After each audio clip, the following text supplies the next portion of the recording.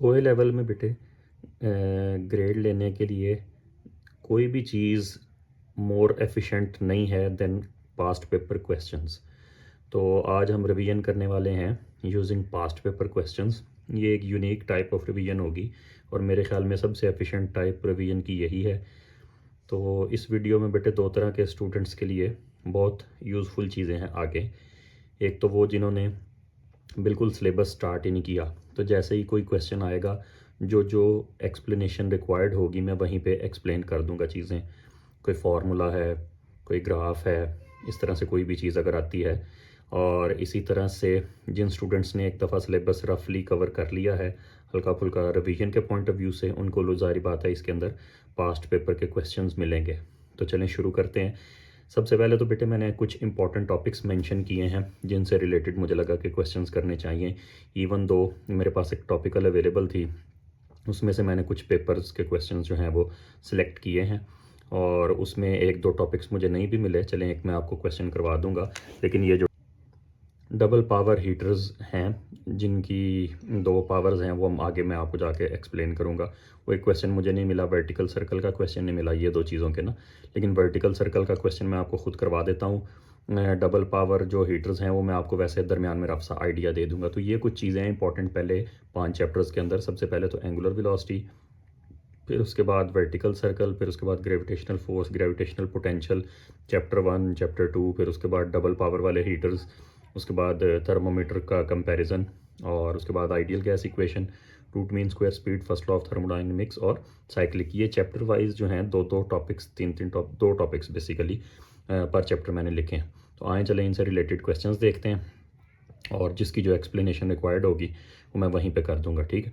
तो सबसे पहले तो सर्कुलर का जो सबसे बेहतर क्वेश्चन मुझे लगता है वर्टिकल सर्कल के लिए, वो उस टॉपिकल में अवेलेबल नहीं था। एक स्टूडेंट की पड़ी हुई थी मेरे पास टॉपिकल, उन्होंने कहा था किसी को आप दे देना, किसी के काम आ जाए। तो आज फिर बहुत सारे स्टूडेंट्स के काम आने वाली है जो भी वीडियो देखेंगे।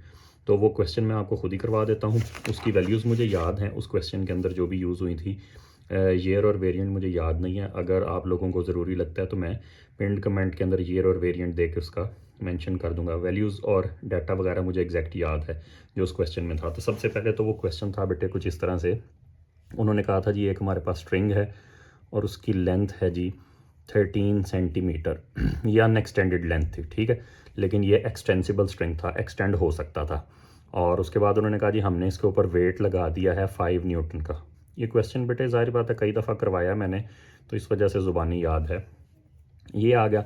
फिर उन्होंने कहा जब हमने ये लोड लगा दिया है तो उसकी फ़ाइनल लेंथ, ठीक है, और ये समझ लें इनिशियल लेंथ है, ये फाइनल लेंथ है। उसने कहा जी वो स्ट्रिंग हो गया है 14.8 का, ठीक है। तो अच्छा, अब ये वर्टिकल सर्कल का क्वेश्चन था तो बेटे दो तीन डायग्राम्स कैम्ब्रिज वालों ने खुद बनाई हुई थी। मतलब सबसे पहले तो ये वाली तो शायद नहीं बनी हुई थी कि जी एक इन जो है वो इन पहले अनएक्सटेंडेड स्ट्रिंग दिया हुआ हो 13 सेंटीमीटर का, क्योंकि इस डायग्राम का कोई ख़ास मकसद भी नहीं है ये वाली अगर बनानी हो कि जी एक अनएक्सटेंडेड स्ट्रिंग है 13 का। फिर उसके बाद एक्सटेंशन के बाद ये पहले था जब हमने लोड नहीं लगाया हुआ था 13 सेंटीमीटर, लोड लगा दिया, समझ लें इधर लगा दिया तो हमने छोड़ा नहीं, अभी तक रिलीज़ नहीं किया। ये 14.8 हो गया जब लोड अप्लाई कर दिया, ठीक है, लोड ऑफ 5 न्यूटन अप्लाई हो गया, उसके बाद इसकी लेंथ 14.8 हो गई। अच्छा, अब उन्होंने कहा जी हमने इसको घुमाना शुरू कर दिया। अच्छा, अब आपको ये पता है अगर वर्टिकल सर्कल के बारे में थोड़ा बहुत, जिनको नहीं पता हमने कहा था कि हम साथ साथ चीज़ें एक्सप्लेन करते जाएंगे। बेटे जब वर्टिकल सर्कल में घुमाते हैं ना किसी चीज़ को, तो याद रखें लोएस्ट पॉइंट के ऊपर आके ना टेंशन मैक्सिमम होती है। ये मैं आपको वैसे लिख के यहाँ पे बता देता हूँ कि यहाँ पे आके ना टेंशन, जब भी किसी चीज़ को धागे के साथ बांध के वर्टिकल सर्कल में घुमाएंगे तो यहाँ पे टेंशन होती है मैक्सिमम और हाईएस्ट पॉइंट के ऊपर टेंशन होती है बेटे मिनिमम। यही दोनों आपके सिलेबस में इंपॉर्टेंट हैं। इसको मैं लिख देता हूँ टी मिनिमम, ठीक है, ऐसे होता है। तो जब भी वर्टिकल सर्कल में धागे के साथ पत्थर बांध के वर्टिकल सर्कल के अंदर घुमाएंगे तो लोएस्ट पॉइंट के ऊपर टेंशन जो है वो मैक्सिमम होती है, हाईएस्ट पॉइंट के ऊपर मिनिमम होती है। अच्छा, तो ये जो आपके पास धागा है पहले ही वेट लगाने की वजह से कितना हो गया था 14.8, ठीक है। तो जब उसको घुमाएंगे तो लोएस्ट पॉइंट पे इससे भी लेंथ ही हो जाएगा। वो उसने पेपर में पूछा हुआ था, ये पार्ट 2 था। पार्ट 1 आपको अभी बताता हूँ। पार्ट 2 में उसने ये पूछा था और ये डायग्राम्स इस तरह से करके, ये वाली तो बनी हुई थी दोनों, अनएक्सटेंडेड वाली, ये वाली सारी 2-3 डायग्राम्स बनी थी उस क्वेश्चन में। और हाईएस्ट पॉइंट के बारे में उसने ये कहा हुआ था कि टेंशन है ही नहीं, धागा इन एक्सटेंडेड है, ठीक है, अनएक्सटेंडेड है। उसने कहा जी हाईएस्ट पॉइंट पे जाके धागे की एक्सटेंशन बिल्कुल ही ज़ीरो हो जाती है, ठीक है। तो ये वाला तो हमारे लिए आसान काम हो गया, इसीलिए उसने पार्ट 1 में पूछा था कि आप बताएं ज़रा एंगुलर स्पीड। उसने बताया, प्रूव करवाई थी बेटे, उसने कहा था एंगुलर स्पीड 8.7 है, जहाँ तक मुझे याद है 8.7 आएगी एंगुलर स्पीड की वैल्यू ना, ये उसने कहा था जी प्रूव करें। ये था पार्ट 1। इससे भी बल्कि पहले जो थ्योरेटिकल पार्ट 1 था इसका बेटे, वो डिफाइन रेडियन था। डिफाइन रेडियन पार्ट 1 था और ये पार्ट नंबर 2 था। पार्ट नंबर 3 सबसे टेक्निकल है, वो मैं आपको अभी बताता हूँ। वो बल्कि इवन मैंने देखा है टीचर्स भी उसमें कंफ्यूज रहते हैं। हमारा एक टीचर्स का ग्रुप है, उसके अंदर उससे रिलेटेड क्वेश्चंस आते रहते हैं बार बार रेगुलर बेसिस पे ना। अच्छा चलें, एक तो ये हो गया। नेक्स्ट उसमें ज़रा देखें तो हमने अगर ये ओमेगा की वैल्यू फाइंड करनी है, इसके लिए क्या इन्फॉर्मेशन है। तो बेटे याद रखें, वैसे तो आपको जो टेंशन का फार्मूला देखना है, टेंशन के 2 फार्मूलाज मैं आपको बता देता हूँ वर्टिकल सर्कल के लिए। एक तो आपके पास होता है FC प्लस W और एक होता है tension is equal to FC minus W। अच्छा, अब देख के ही आपको पता चल गया होगा कौन से वाली मैक्सिमम है। ज़ाहिर बात है, जब प्लस हो रहा है वेट तभी मैक्सिमम है ना, और जब माइनस हो रहा है तो तब मिनिमम है। ये वाली मैक्सिमम टेंशन है और हमने कहा हुआ है ये कब होती है भला, लोएस्ट पॉइंट के ऊपर। और ये वाली मिनिमम टेंशन है, ये होती है हाईएस्ट पॉइंट के ऊपर। लेकिन क्वेश्चन में गिवन ये था, जाहिर बात है पार्ट 1 के लिए बेटे, पार्ट 1 के लिए ये वाली फॉर्म यूज़ होगी, हाईएस्ट पॉइंट वाला डाटा। लोएस्ट पॉइंट के ऊपर तो हमें लेंथ ही नहीं पता कि उस धागे की लंबाई कितनी है, वो नेक्स्ट पार्ट में पूछेगा। हाईएस्ट पॉइंट का डाटा फिर भी हमारे पास पूरा है, वो आपको अभी पता चलेगा। क्योंकि हाईएस्ट पॉइंट पे उसने कहा बेटे यही वाला जो मिनिमम टेंशन वाला पॉइंट है इसको यूज़ करेंगे। हाईएस्ट पॉइंट के ऊपर टेंशन 0 थी तो पीछे बच गया FC माइनस W। ये माइनस W उधर ले जाएँ तो ये आपके पास आ जाएगा जी, FC की जगह पे आ जाएगा जी MR ओमेगा स्क्वायर। और मैं आपको भी बताता हूँ माइनस W उधर जाके क्या हो गया, प्लस W, और उसकी जगह पे आ गया MG। अच्छा, ये कैसे पता चला बेटे, सेंट्रीपिटल फोर्स के फार्मूलाज, अगर वो बच्चे जिनको हमने कहा था कि जी वो भी ज्वाइन कर सकते हैं जिन्होंने बिल्कुल सिलेबस स्टार्ट किया, तो बेटे सेंट्रीपिटल फोर्स के 2 फार्मूलाज होते हैं। एक तो सेंट्रीपिटल फोर्स का फार्मूला होता है MV स्क्वायर ओवर R और दूसरा फार्मूला होता है MR ओमेगा स्क्वायर, ठीक है। तो क्योंकि इस क्वेश्चन में तो पूछा ही ओमेगा था तो ये वाली फॉर्म यूज़ होगी ना, ठीक है। तो वो हमने कर दिया अकॉर्डिंगली। अब ये दोनों हो गए कैंसिल, तो ओमेगा किसके इक्वल आ रहा है, ओमेगा आ रहा है जी G डिवाइडेड बाई R और इस सारे का स्क्वायर रूट, ठीक है। अब यहाँ से ज़रा देखें तो R क्या, G की जगह तो बच्चे लगा देंगे 9.81, R की जगह पे क्या आएगा, R की जगह पे आएगा 0.13। वो कैसे पता चला, उसने कहा था बेटे कि धागा हाईएस्ट पॉइंट पे जाके अनएक्सटेंडेड हो गया है, पहले जैसा ही हो गया। अनएक्सटेंडेड धागा कितना था, वो क्वेश्चन के स्टार्ट में दिया हुआ है। अनएक्सटेंडेड धागा था जी 13 सेंटीमीटर का, ठीक है। तो इसका मतलब यह 13 सेंटीमीटर को मैंने यहाँ पे बेटे 0.13 करके लगा दिया है। आप कैलकुलेटर पे चेक कर लेना, मुझे जहाँ तक याद है, क्योंकि क्वेश्चन मैंने आपको बताया ना मल्टीपल टाइम करवाया तो मुझे तो वैल्यूज़ भी याद हैं। तो ये 8.7 आ जाएगा, ठीक है। अब इसका जो पार्ट 2 है वही टेक्निकल है। अब पार्ट 2 में करना क्या था, पार्ट 2 अब देखें, हमने वर्टिकल सर्कल में बेटे 2 इक्वेशंस मैंने आपके सामने लिखी हैं। जब ये वाली यूज़ होगी तो जाहिर बात है अब बारी है इस वाली इक्वेशन की, ठीक है, लोएस्ट पॉइंट वाले की। और लेंथ भी यही पूछी थी, जब लेंथ ही लोएस्ट पॉइंट पे पूछी है तो जाहिर बात है लोएस्ट पॉइंट वाली इक्वेशन ही लगेगी। तो लोएस्ट पॉइंट की इक्वेशन से अगर हम स्टार्ट करें तो लोएस्ट पॉइंट की इक्वेशन कह रही है जी, tension must be equal to centripetal force plus weight. अब सबसे पहली बात तो ये है कि वेट, चलें सिर्फ इस क्वेश्चन में आपको अपेरेंटली सिर्फ वेट पता है, वेट की जगह पे तो चलें आप 5 न्यूटन लिख देंगे सीधा सीधा जो उन्होंने बताया हुआ था। और इसकी जगह पे आप क्या कर देंगे, सेंट्रीपिटल फोर्स होती है ना MR ओमेगा स्क्वायर। बेटे जब यहाँ पे धागा आ जाएगा तो रेडियस की जगह पे क्या आ जाएगी, लेंथ ऑफ द स्ट्रिंग, तो ये बन जाएगा ML ओमेगा स्क्वायर, ठीक है। ओमेगा हमने पिछले पार्ट में निकाला है और मैथ्स की जगह, मैथ्स अगर निकालना ही है तो ये सारे बच्चे जानते हैं W/G से आ जाएगा ना 5/9.81, तो वो हम मैथ्स निकाल के यहाँ पे लगा देंगे, ठीक है। लेकिन असल मसला है टेंशन का, और यही टेक्निकलिटी है, यही तंग करती है बच्चों को और टीचर्स को। वो टेक्निकलिटी क्या है बेटे, अब इस फार्मूला में उन्होंने बताया हुआ था कि ये जो धागा है ये हुक्स लॉ को फॉलो कर रहा है। तो चलें ठीक है, हुक्स लॉ की जगह हमने कर दिया KX, ठीक है। अगर हुक्स लॉ AS से आपको याद है तो वो ये कहता था कि फोर्स ऑन अ स्ट्रिंग या बाय अ स्ट्रिंग, दोनों ही बेटे वैल्यू तो सारी बात एक्शन रिएक्शन बेस्ड इक्वल होती है ना, तो उस फोर्स को हमने नाम दे दिया था के एक्स, तो के एक्स तो आ जाएगा। लेकिन इसमें एक और मसला है, चलें एक्स को अभी हम रिप्लेस करते हैं। फिलहाल सबसे पहली बात तो ये है कि के को इधर ही रहने दें और एक्सटेंशन ऑफ द स्ट्रिंग को लिख दें final length minus initial length, ठीक है। तो ये आपका आ जाएगा G M L omega square plus 5। लेकिन इसमें यही प्रॉब्लम है, मैं अपनी वीडियोस में जिक्र करता रहता हूँ कि एक गिवन इक्वेशन में से दो अननोन तो आ ही नहीं सकते। यहाँ पे बेटे कैपिटल एल तो पूछा हुआ था 4 मार्क्स का, तो के कहाँ से लाएं भाई? के लाएंगे बेटे इनिशियल डाटा से, इनिशियल जो डाटा था वहाँ से के आ जाएगा। वो भी मैं आपको साइड पे लिख के दिखाता हूँ, ये देखें ज़रा। स्टार्ट में जब अभी घुमाना नहीं शुरू किया था धागे को, तो हमने एक्शन किया उसके ऊपर वेट का, और धागे ने रिएक्शन किया के एक्स, ठीक है। तो यहाँ से के आ जाएगा। अभी देखना भला कैसे, K is equal to W divided by extension. Wait बेटे उसने बताया था कि मैंने लगाया 5 न्यूटन, और एक्सटेंशन कितनी हो गई थी 1.8 सेंटीमीटर, तो वो 0.018 बनेगी। हमने मीटर्स में कन्वर्ट करना होता है, वो तो आपको पता होगा, ठीक है। तो वो जो 13 से 14.8 का हो गया था, 1.8 सेंटीमीटर की एक्सटेंशन बनती थी। तो उसको आप कैलकुलेटर पे करके चेक कर लेना बेटे। मैंने आपको बताया ना, ये क्वेश्चन सारा ही ऑलमोस्ट ज़ुबानी याद है विद आंसर्स इतनी दफ़ा करवा के। तो ये आप करके देख लेना, 278 आएगा, 277.7 इस तरह का कुछ आएगा, ठीक है। हम उसको 278 कह देते हैं। तो अब बेटे काम आसान हो गया हुआ है, 278 इंटू एल माइनस 0.13, और मैथ्स अगर आपने अभी तक नहीं लगाया था तो 5/9.81, और एल ही तो फाइंड करना है, और उसके बाद ओमेगा की जगह पे 8.7 का स्क्वायर और प्लस 5। तो बेटे ये है।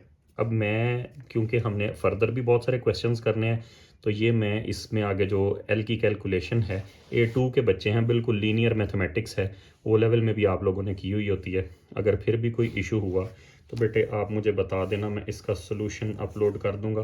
होना नहीं चाहिए वैसे A2 के स्टूडेंट्स को बिल्कुल, ये 278 को मल्टीप्लाई करें, इससे भी करें, एल को इधर ही रहने दें, ये वाली लेंथ इधर ले आएँ, और वो सारा कुछ बेसिक सी लीनियर कैलकुलेशन है। तो होप सो आपसे हो जाएगी, नहीं हुई तो आप लोग कमेंट्स में मेंशन करना, इसको हम दोबारा रिव्यू कर लेंगे। तो ये बेटे मेरे ख्याल में जो वर्टिकल सर्कल है, वर्टिकल सर्कल भी बेटे दो तरह का है। एक तो वो है जो विद ट्रैक होता है, ठीक है, वो भी आया हुआ है पेपर में, और एक होता है विदाउट ट्रैक। तो दोनों ही टेक्निकल है मेरे पॉइंट ऑफ व्यू से। तो वो सर्कुलर मोशन जो है वो पूरा होने लगा है, उसकी प्लेलिस्ट के दो चैप्टर दो पार्ट्स जो हैं वो आगे हुए हैं। तीसरा पार्ट भी मैंने आज ही अपलोड कर देना, तो उसके साथ आप लोग वहाँ पे जाके देख लेना, ठीक है। तो सर्कुलर मोशन वहाँ से क्लियर हो जाएगा, ठीक है।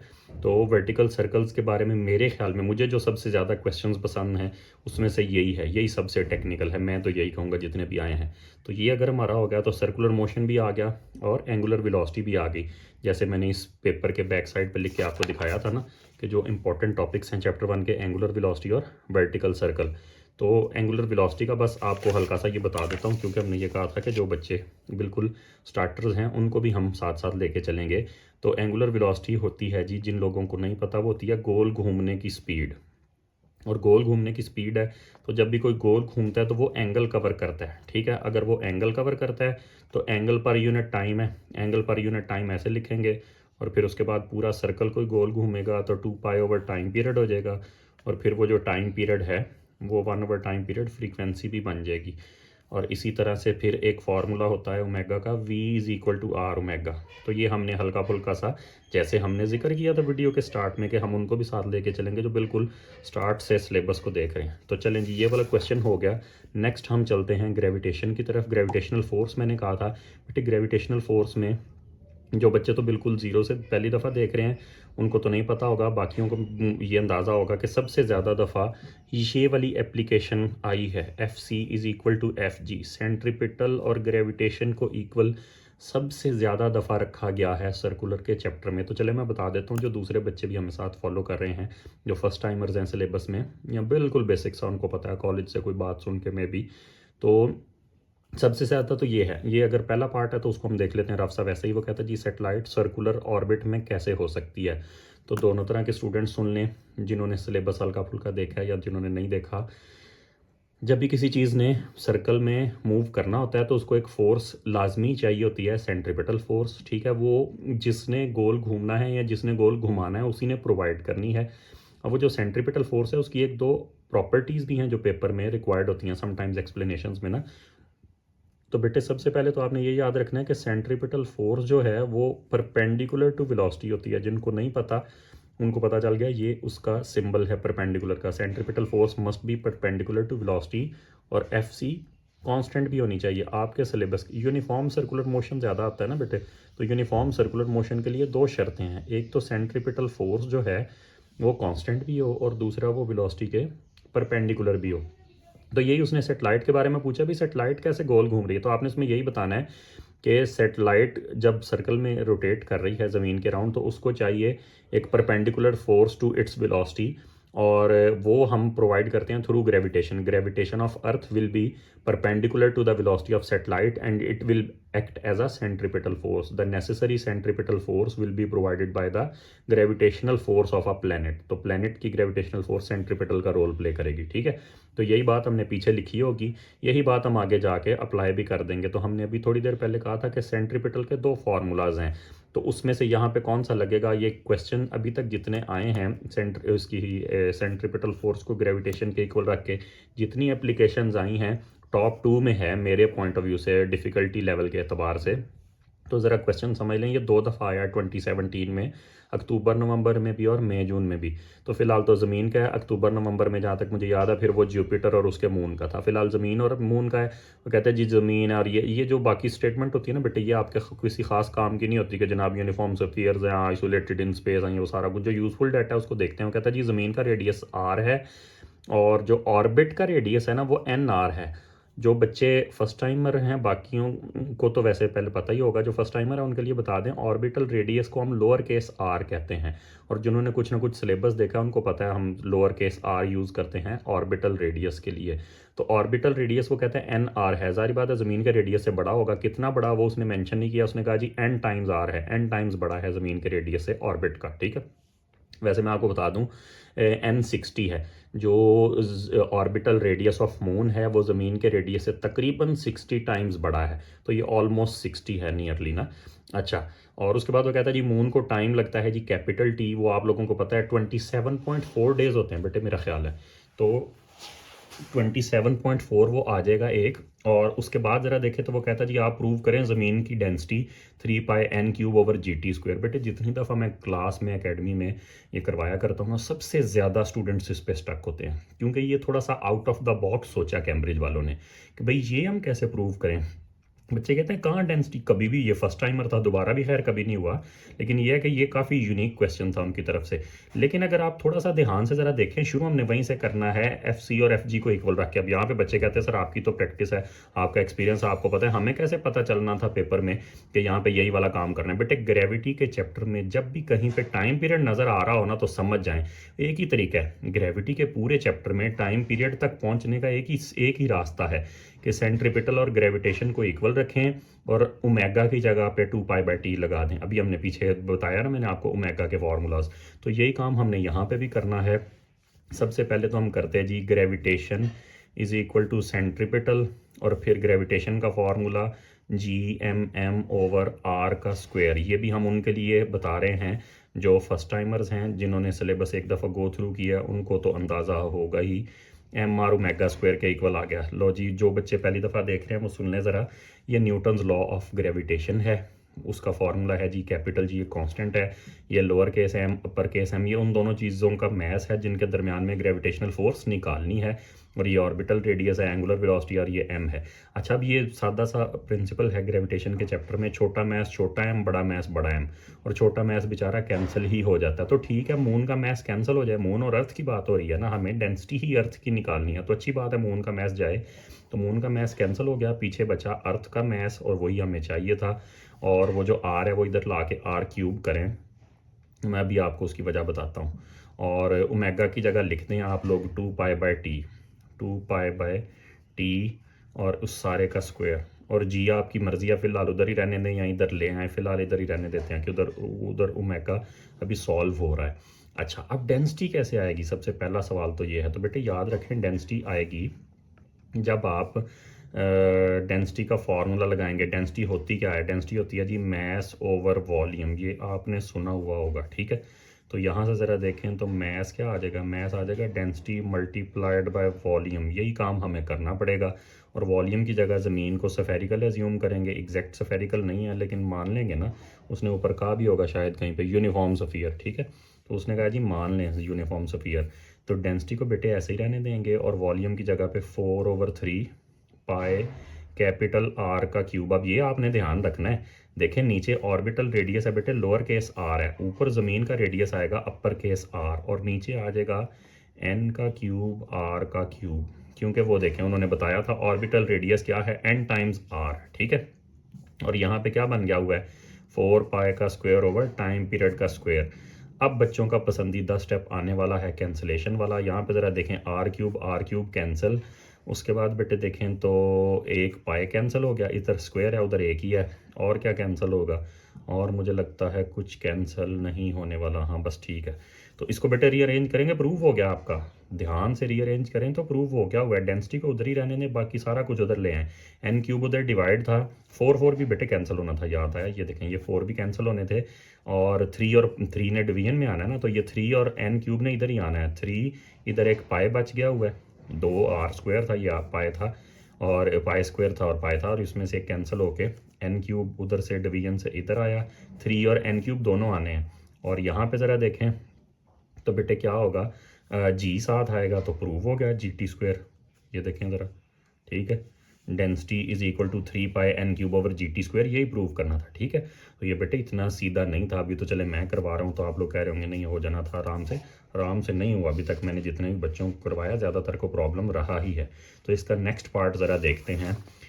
इसका नेक्स्ट पार्ट है, वो कहता है जी आप डेंसिटी निकाल के भी दिखाएं। तो अब जब डेंसिटी निकाल के दिखानी है बेटे, पिछले पेज पे हमने फार्मूला प्रूव किया है डेंसिटी का, 3 पाई n³/GT²। चलें ठीक है, जी तो डाटा शीट में पड़ा होता है, मैं लगाता हूँ 1 मिनट ज़रा, 3 पाई की भी वैल्यू लगा दें 3.14, सिर्फ एन को इधर ही छोड़ दें, अभी मैं आपको बताता हूँ उसका करना क्या है।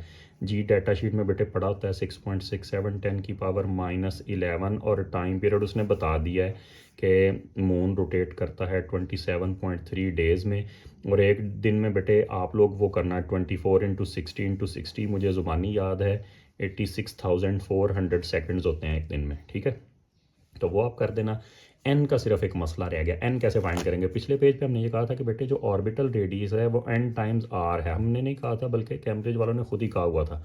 तो यहाँ से आ जाएगा एन कैसे आना भला, ऑर्बिटल रेडियस डिवाइडेड बाय ज़मीन का रेडियस। तो बेटे उसने दोनों दिए हैं, ये देखें ये जो डिस्टेंस बिटवीन सेंटर्स होता है यही ऑर्बिटल रेडियस कंसिडर हो रहा होता है ग्रेविटेशन के क्वेश्चंस के अंदर। तो इसको रखेंगे, वैसे भी याद रखें एन बेटे 1 से बड़ा आना है, तो आपने करना क्या है, छोटा बड़ा और अगर मिक्स हो रहा है तो आपने बड़े वाले जो है वैल्यू को, बड़ी वाली वैल्यू को ऊपर रखना था 3.84 10⁻5, और डिवाइडेड बाय छोटी वाली वैल्यू को नीचे रखना था 6.38 10⁻3। बेटे यूनिट कन्वर्ट करने की कोई ज़रूरत नहीं है, दोनों किलोमीटर्स में है, तो रहने दें एज इट इज़।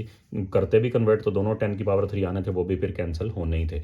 इसको आप सॉल्व करके देख लेना, जहाँ तक मुझे याद है 60 पॉइंट समथिंग आएगा बेटे, पता नहीं 60.123 जो भी आएगा, 60 नियरली 60 है। अच्छा, और इसका क्यूब आपने कर देना 60.1 60.2 जो भी आया, इसका आपने क्यूब कर देना है। तो ये हो गया। तो होप्स हो आप लोगों को इससे फ़ायदा हुआ होगा। आगे चलें तो बेटे ग्रेविटेशनल पोटेंशियल मैंने मेंशन किया हुआ था, वो आ गया आपके पास। ये अब उसने पेपर में मल्टीपल टाइम्स पूछा हुआ है। वो कहता है जी आप बताएं ग्रेविटेशनल पोटेंशियल हमेशा नेगेटिव क्वांटिटी क्यों होता है। 3 नंबर का भी पूछा हुआ है, हम उसी रेफरेंस से लिखते हैं। यहाँ पे तो 2 मार्क्स हैं। इसमें आपने बेटे सबसे पहले, मैं सिर्फ ना बुलेट पॉइंट्स की फॉर्म में, मतलब जो है वो एग्जैक्ट पूरी डेफिनेशन उसकी स्टेटमेंट लिखने की बजाय आपको सिर्फ इतना बता रहा हूँ कि आपने उसको कहना है कि भाई फाई जो है ना वो ज़ीरो है एट इन्फिनिटी। ये हमने स्टैंडर्ड सेट किया हुआ है कि इन्फिनिटी पे पोटेंशियल को हम ज़ीरो मानते हैं। And gravity is attractive, gravitational force लिखें तो ज़्यादा अच्छा है। ग्रेविटेशनल फोर्स इज़, मैं 3 मार्क्स वाला बता रहा हूँ बेटे, 2 में भी यही लिखा करें, ग्रेविटेशनल फोर्स इज़ अट्रैक्टिव। तो 2 बातें हो गई, एक तो फाई इन्फिनिटी पे ज़ीरो है, दूसरा ग्रेविटेशनल फोर्स अट्रैक्टिव है। When objects come closer, when objects come closer work is done, so energy decrease, work is done so energy decrease. आप लोग छोटा छोटा लिखते तो ये पूरा आ जाना था, और नहीं तो नीचे भी लिखते हैं कैम्ब्रिज को, कोई मसला नहीं है। डिक्रीज़ बेटे अब ज़ीरो से कम क्या हो सकता है? डिक्रीज़ एंड बिकम नेगेटिव, ज़ाहिर बात है जब ज़ीरो से कम हो जाना है। एंड सो इज़ नेगेटिव या बिकम नेगेटिव, वो आपकी मर्ज़ी है, लिख दें बिकम नेगेटिव। ये उसने पूछा था कि भाई बताएं ग्रेविटेशनल पोटेंशियल हमेशा ही क्यों नेगेटिव होता है, तो हमने कहा जी हमने इन्फिनिटी पे उसको ज़ीरो सेट किया हुआ है। ग्रेविटी अट्रैक्टिव है, फिज़िक्स में ये रूल है कि जब भी कोई भी ऑब्जेक्ट, मैथ ज़रूरी नहीं है, चार्जेस करें, मैग्नेट्स करें, जो मर्ज़ी करें, जब भी कोई चीज़ अट्रैक्टिव फोर्सेस को फॉलो करती है तो वहाँ पे कमी आ जाती है, उसके अंदर जो है एनर्जी के अंदर कमी आती है, ठीक है।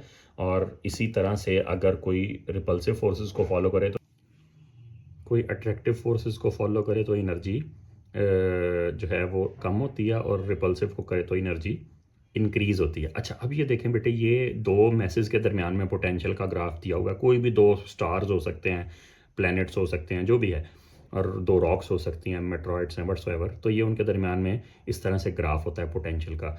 अच्छा अब वो ये कहता है कि आपने नेक्स्ट पेज पे जाके ज़रा देखते हैं, इसको साथ ही रखना पड़ेगा, ये भी हमारे काम आएगा, इसके बगैर हमारा काम नहीं चलना। तो ये मैं आपको बताता हूँ क्या वो कहता है जी। एक रॉक है और उसका मैस है 180 kg, लोअर केस m कर दें। उसके बाद देखें तो उसने उसका डाटा दिया, वो कहता है जी स्टार ए से बी की तरफ गई है, स्टार ए से बी की तरफ गई है जी, ठीक है। तो वो कहता है जी change in kinetic energy of the rock निकालें। उसने डाटा पॉइंट्स दे दिए हैं कि वो मूव किया रॉक यहाँ से लेके इधर तक, 0.1 से लेके 1.2 तक मूव किया है। तो वो कहता है पहले तो आप ये बताएं कि काइनेटिक एनर्जी में चेंज कितना आएगा, और दूसरा ये बताएं कि क्या वो इंक्रीज़ हुआ होगा या डिक्रीज़ हुआ होगा। सबसे पहले तो हम उन पॉइंट्स को ज़रा जाके देखते हैं ना बेटे, ऐसे हवा में थोड़ी पता चलेगा कि काइनेटिक एनर्जी इंक्रीज़ हुई है या डिक्रीज़। पॉइंट क्या थे जी? 0.1 से 1.2, ये आपने याद रखना है बेटे। ये है जी 0.1, ये 0.1 हो गया, और ये है 1.2। ये तो बेटे सीधा सरफेस टू सरफेस जा रहा है। तो देखें यहाँ पे पोटेंशियल -10 है, और यहाँ पे जाके हो गया तकरीबन -14, ठीक है। ये -10 है, ये -14 है, तो बेटे पोटेंशियल कम हो गया। अगर पोटेंशियल कम हो गया तो काइनेटिक क्या हो गई होगी? इंक्रीज़। तो एक नंबर तो उसने इसका भी दिया हुआ था, अगर आप देखें ना वापस जाके, वो कह रहा था एक तो चेंज बताएं, और एक चेंज बताएं, और दूसरा बताएं कि ये इंक्रीज़ है या डिक्रीज़ है। दो लाइनें उसने छोड़ी हैं इंक्रीज़ या डिक्रीज़ लिखने का। सेकंड नंबर था इधर, हम बेटे पहले ही इंक्रीज़ लिख देते हैं। उसकी वजह पोटेंशियल में कमी आई है, दोबारा देख लें बेटे, पोटेंशियल में कमी आई है। अगर पोटेंशियल में कमी आई है तो काइनेटिक में इजाफा हुआ होगा, ठीक है। अब काइनेटिक में इजाफा निकाल लेंगे कैसे बेटे? सबसे पहले तो मैं आपको उधर फार्मूला लिख देता हूँ, वैल्यू हम यहीं से देख लेते हैं दोबारा, ताकि हमें ना आना पड़े। यहाँ पे पोटेंशियल कितना है भला? -10 है, और यहाँ पे पोटेंशियल आप नोट कर लें तो बेटे -14 है। ये -10 है, ये -14 है, 10 की पावर 8 है बेटे, आपने याद रखनी है। मेरी मेमोरी अच्छी है, मुझे तो याद रहेगी। -10 -14, ये 10 की पावर 8 आ गया, ठीक है। और यही दो पॉइंट्स थे। अब वापस जाके देख लेना, 0.1 और बेटे 1.2 ही है, तो वही क्वेश्चन के अंदर गिवन है। तो बेटे हम ये कहते हैं कि एक्चुअली ये जो चेंज इन काइनेटिक एनर्जी, आपको पता है एएस में तो आपका लॉस वगैरह आया करता था ना, फ्रिक्शनल फोर्स और वो सारा। A2 में ग्रेविटेशन के चैप्टर में ऐसा नहीं होता है, ठीक है। तो आपने कहना है कि जो काइनेटिक में चेंज आया वही पोटेंशियल में चेंज आया होगा, ठीक है। तो चलें, काइनेटिक चेंज का डायरेक्ट तो बेटे कोई फार्मूला नहीं है, पोटेंशियल चेंज का डायरेक्ट फार्मूला है। अब ये जो फर्स्ट टाइमर्स हैं मैं उनके लिए बता दूं कि m डेल्टा फाई होता है, और फर्स्ट टाइमर्स के लिए मैं ये भी बता दूं, चले हो सकता है जो बच्चे ऑलरेडी हल्का फुल्का पढ़ा है उनको भी शायद ना पता हो। बेटे पोटेंशियल और पोटेंशियल एनर्जी का फ़र्क मेरे स्टूडेंट्स को भी हमेशा इशू रहता है। बेटे पर यूनिट मैस जो एनर्जी होती है ना, वही पोटेंशियल है, यानी कि एनर्जी पर kilo is called potential, energy पर किलो। अब सिंपल सी एग्जांपल ये है कि आपके पास बेटे फ़र्ज़ कर लें एक 2 kg का मैस है और एक 22 kg का मैस है, ठीक है। वो दोनों को आप छत पे ले गए। अब जब वो आपकी छत पे पड़े हैं ना, तो दोनों का पोटेंशियल इक्वल है, ठीक है। दोनों मैसेज का पोटेंशियल इक्वल है, लेकिन एनर्जी 22 वाले के पास ज़्यादा है, ठीक है। टोटल एनर्जी 22 kg मैस के पास ज़्यादा है, लेकिन पोटेंशियल दोनों का इक्वल है, क्योंकि पोटेंशियल होता है बेटे पर किलो। तो अगर उसकी एनर्जी, उसका मैस भी बेटे वो जो 22 kg है जिसे हम कह रहे हैं 2 के मुकाबले में 22, उसका मैस भी 11 टाइम ज़्यादा है, तो उसकी एनर्जी भी 11 टाइम ज़्यादा होगी। तो वो जो पोटेंशियल है वो नेट इफेक्ट इक्वल हो जाएगा, कैंसल आउट होके ना। तो पोटेंशियल एक्चुअली होता है एनर्जी पर किलो, ठीक है। तो ये पोटेंशियल का सिंबल है। हम फाइन डिटेल्स में बेटे जाएंगे ना तो ये वीडियो 2-3 घंटे पे चली जाएगी, तो फर्स्ट टाइमर से थोड़ी सी माजरत है, इतना ही हम एक्सप्लेन कर सकते थे, हमने अभी और भी क्वेश्चंस करने हैं। तो यहाँ से बेटे अब हमें पता है कि मैथ तो ऊपर रॉक का दिया हुआ था 180 kg और उसके बाद डेल्टा फाई। अब ये जो डेल्टा फाई है बेटे हमने पिछले पेज पे रीड कर लिया था। अच्छा अब देखें, आपने ज़बरदस्ती ना इसको पॉजिटिव रखना होता है एनर्जी चेंजेस को, इस चैप्टर में कभी भी माइनस उन्होंने वैसे यूज़ नहीं किए, बस वो वर्ड्स में हम लिख देते हैं इंक्रीज़ या डिक्रीज़ ना, ठीक है। तो 4 × 10 की पावर 8 था। अगर जिन बच्चों को नहीं याद तो मैं बताता हूँ बेटे, वो 14 और 10 था।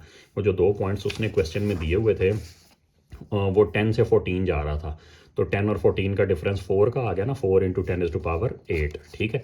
तो ये अगर आप यहाँ पे कर देंगे तो मुझे ऐसा लगता है 4 × 18 = 72 होता है, तो ये 720 बनेगा। 720 की बजाय हम इसे 7.2 10 की पावर 10 लिखेंगे। कैलकुलेटर की बेटे ज़रूरत ही नहीं पड़ी फिलहाल, ठीक है।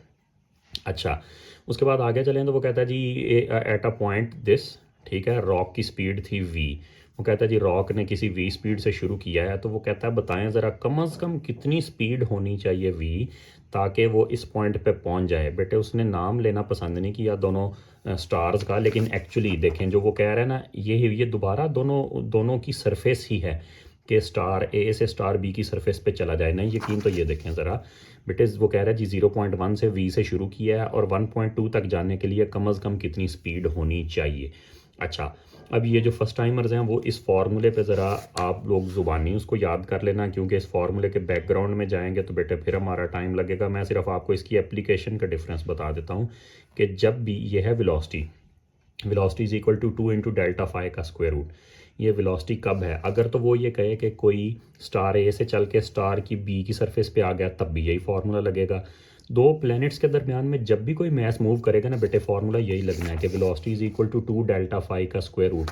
चाहे वो एक से चल के दूसरे की सरफेस पे जाए, चाहे वो कहे जी minimum speed to reach the other surface. अब ये मिनिमम स्पीड का ज़रा कॉन्सेप्ट समझ लें बेटे। मिनिमम स्पीड में ना आपने इस मैस को यहाँ तक भेजना होता है, हाईएस्ट पॉइंट वाले तक, हाईएस्ट पॉइंट तक भेजेंगे, उसके बाद आपको पता है अगला जो प्लेनेट है खुद ही बुला लेगा, क्योंकि उसकी ग्रेविटेशन स्ट्रॉन्गर है। देख लें उसका पोटेंशियल अगर कम है ना तो बेटे उसकी ग्रेविटी इसका मतलब है स्ट्रॉन्गर थी।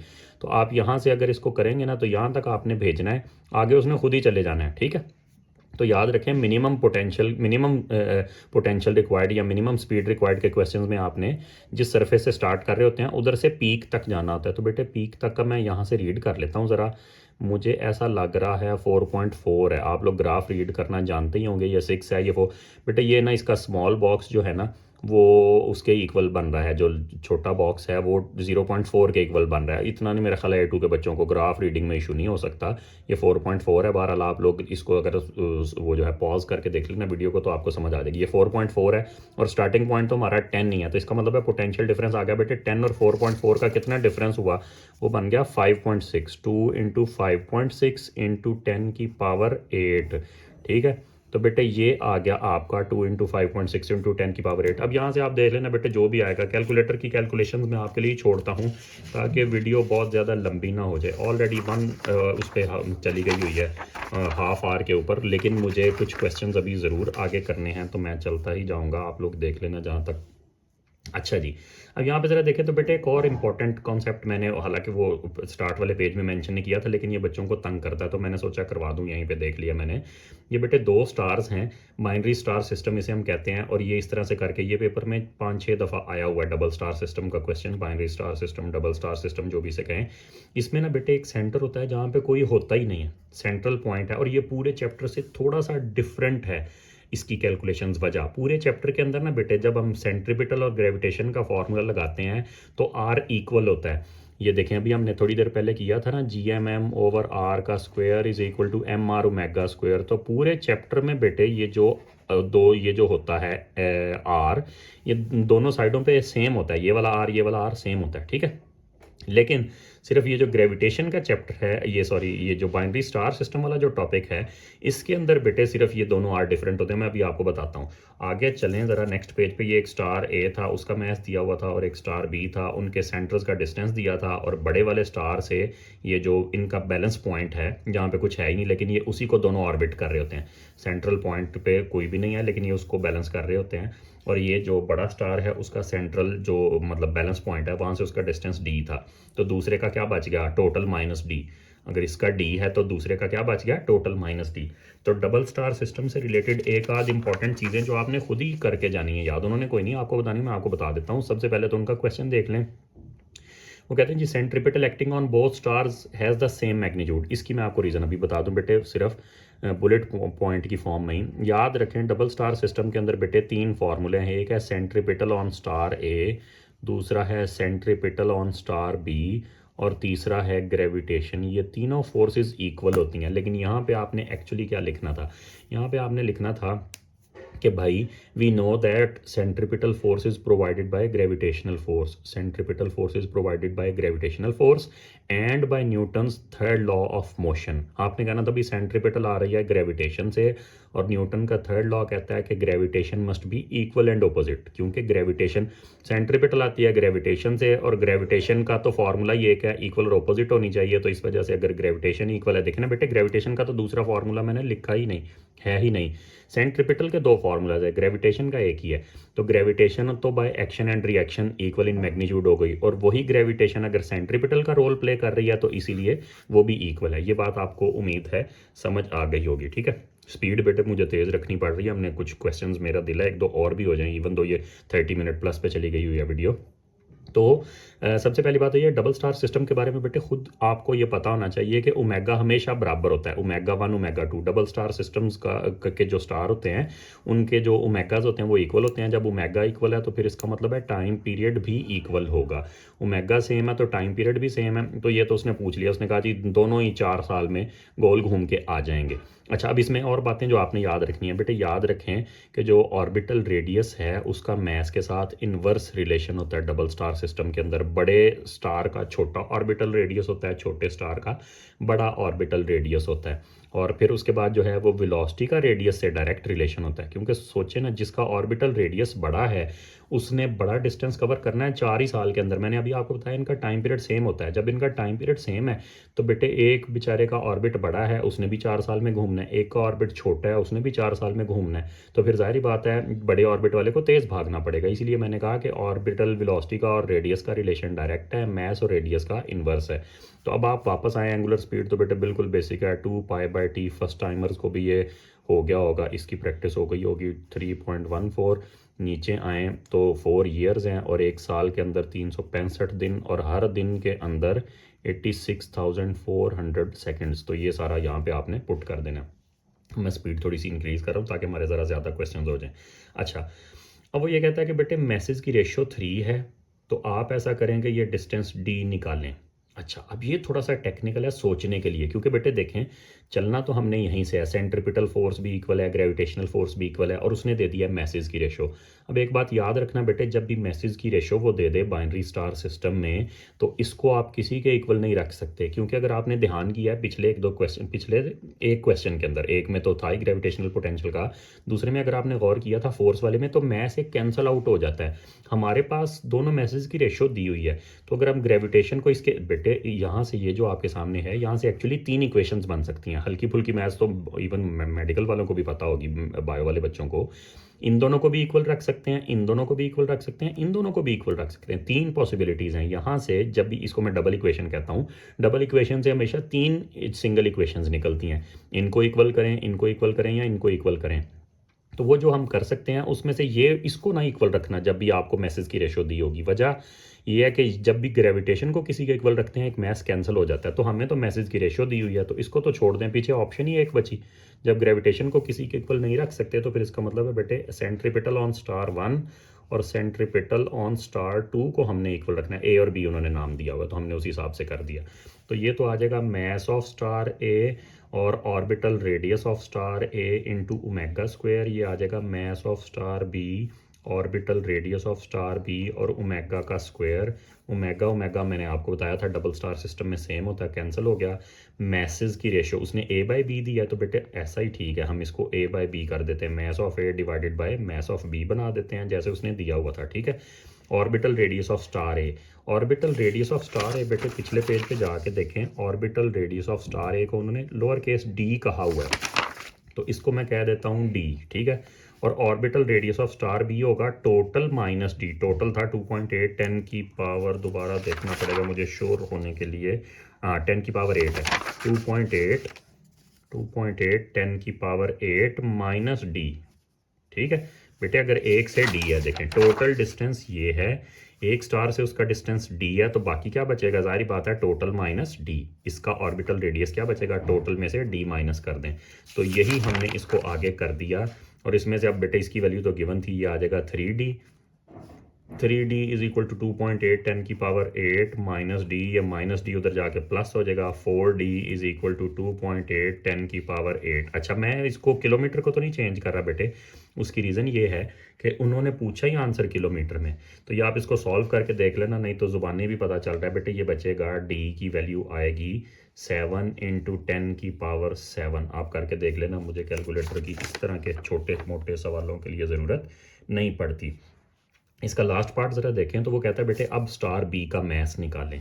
स्टार बी का मैस निकालना है अब भी। फिर अच्छा, फिर देखें बेटे, अभी भी आपके पास दो पॉसिबिलिटीज़ हैं कि क्या आप इसकी सेंट्रिपिटल को ग्रेविटेशन के इक्वल रखें या इसकी सेंट्रिपिटल को ग्रेविटेशन के इक्वल रखें। तो डबल स्टार सिस्टम थोड़ा सा टेक्निकल भी है, थोड़ा सा हट के बाकी चैप्टर से, और थोड़ा सा टेक्निकल भी है। तो आपके पास एक पॉसिबिलिटी तो आपने यूज़ कर ली हुई, यहाँ से इन दोनों को इक्वल रख लिया हुआ है। अब तो यहाँ आपने इसको इसके इक्वल रखना है, सेंट्रिपिटल ऑफ स्टार ए को या सेंट्रिपिटल ऑफ स्टार बी को। तो बेटे याद रखना, आपने सेंट्रिपिटल ऑफ स्टार ए को इसके इक्वल रखना है। वजह बेटे, अगर इसको इक्वल रखा तो मैथ ही कैंसिल हो जाना है, इसका अपना मैथ्स। ठीक है, मैं अभी आपको करके बताता हूँ। आपको पता है ना, जब इसको इसके इक्वल रखेंगे, अगर एम आर ओमेगा बी के मैथ्स को आपने फाइंड करना, मैं आपको लिख के दिखाता हूँ, आपको समझ आएगी। यहाँ पे आप करें सेंट्रिपिटल ऑफ स्टार ए, वो आएगी मैस ऑफ स्टार ए, और उसके बाद radius, orbital radius of star A omega का square is equal to G into mass of star A into mass of star B, और divided by distance between their centres का square. उनके centres का जो distance था बेटे, मैं उसको डायरेक्टली लिख देता हूँ, मैं उसको कोई सिंबल नहीं अलॉट करना चाह रहा, ये गिवन था। अब मैं बेटे 10 की पावर 11 करने लगा हूँ। वो 10 की पावर 8 था लेकिन किलोमीटर्स में था। ठीक है, तो ये देखें मैंने उसको 10 की पावर 11 किलोमीटर्स को मीटर्स कर दी। ये देखें बेटे, मैं आपको कह रहा था कि एक ही सेंट्रिपिटल को इक्वल रखना है। ठीक है, बी वाली को रखे, सोचे यहाँ पे एम बी होता तो एम बी तो कैंसिल हो जाता, फिर एम बी फाइंड कैसे करना था। तो जिसका मैस फाइंड करना होता है, दूसरे की सेंट्रिपिटल को ग्रेविटेशन के इक्वल करना होता है। ठीक है, तो आपने मैस फाइंड करना था बी का, तो ए की सेंट्रिपिटल को उसके इक्वल रखा, और radius, orbital radius of star है, हमने डी फाइंड किया ना बेटे पिछले पार्ट में, तो वही तो यहाँ पे पुट कर देंगे। मैस ऑफ स्टार बी आपको निकालना है, बाकी सारा कुछ उधर ले जाएं। ये radius, orbital radius of star A बेटे था 7 इंटू 10 की पावर 7, हमने ही फाइंड किया पिछले पार्ट में, और ओमेगा हमने पहले पार्ट में फाइंड किया होगा। ठीक है, वो अब मैंने कैलकुलेटर नहीं था मेरे पास, मैंने सॉल्व नहीं किया था, और मल्टीप्लाइड बाय बेटे यही आया, ये इसने तो उधर जाके मल्टीप्लाई होना है ना, ओमेगा स्क्वायर जो पार्ट 1 का आंसर आया होगा। ठीक है, आंसर जो भी था पार्ट 1 का, और मल्टीप्लाइड बाय यही 2.8 10 की पावर 11 का स्क्वायर भी आएगा। ठीक है, आर भी है, ओमेगा स्क्वायर भी है, ये वाला स्क्वायर भी आएगा। ठीक है, और नीचे से बेटे यहाँ से क्या आएगा, यहाँ पे ये जो जी था ये उधर जाके डिवाइड हो जाएगा, 6.67 10 की पावर -11। ठीक है, तो यहाँ पे ज़रा देखें तो बेटे, ये हुए ग्रेविटेशन के 3 क्वेश्चंस और सर्कुलर का 1 क्वेश्चन। तो इवन जाहिर बात है, हम जो भी अपने हम इरादे करते हैं हमेशा पूरे तो नहीं होते। मेरे जहन में तो था कि हम आगे थर्मल फिज़िक्स और आइडियल गैस के भी क्वेश्चंस करें, लेकिन बेटे वीडियो ऑलरेडी 40 मिनट्स क्रॉस कर गई हुई है, और आपको पता है कि स्टार्ट में मैं अभी वीडियो की लेंथ उतनी बड़ी नहीं रख रहा, तो हम इसको यहीं पे रोकते हैं। इसके अगले पार्ट में जल्दी आ जाएगा, कल या परसों हम जो है ना, वो जो रिमेनिंग क्वेश्चंस मैंने सेलेक्ट किए हुए थे थर्मल फिज़िक्स के और आइडियल गैस के, वो इसके साथ सॉल्व करवा दूंगा। उम्मीद है आप लोगों को इससे हेल्प हुई होगी। तो आप ये देखें कि बेटा ऐसा यूज़फुल मटेरियल आता रहेगा कॉन्टीन्यूसली चैनल के ऊपर, तो इसलिए आप लोग लाइक, सब्सक्राइब और शेयर करें। शुक्रिया, अल्लाह हाफिज़।